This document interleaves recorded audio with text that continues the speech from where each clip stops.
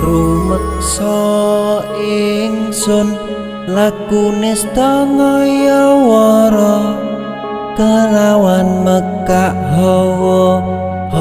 kang dur angkara senajan setan gentayangan tansah gawe rupeda hingga pupusing jaman hametek ingsun nyirep geni wisamurka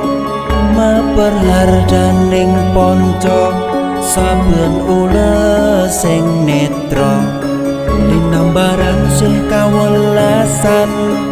ingkang paring kamulyan Sang Hyang Jati